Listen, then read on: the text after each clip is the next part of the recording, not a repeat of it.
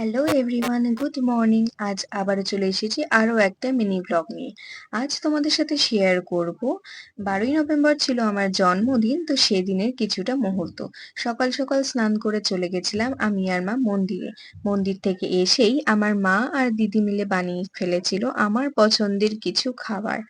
ছিল মেথি শাক, 5 রকমের ভাজা, ডাল, মটর পনির, চাটনি আর সাথে পায়েস। তো আজকের দিনটা তো মোটামুটি আমার ভালোই কেটেছে। তেমন কিছু করা হয়নি, বাড়িতেই কাটিয়েছি। আর বিকেলে যেমন অ্যাজ ইউজুয়াল চেম্বার যাওয়ার ছিল তেমনি গিয়েছিলাম। আর সকালে মন্দিরে পুজো দিতে গেছিলাম। তো দিনটা মোটামুটি আমার ভালোই কেটেছে।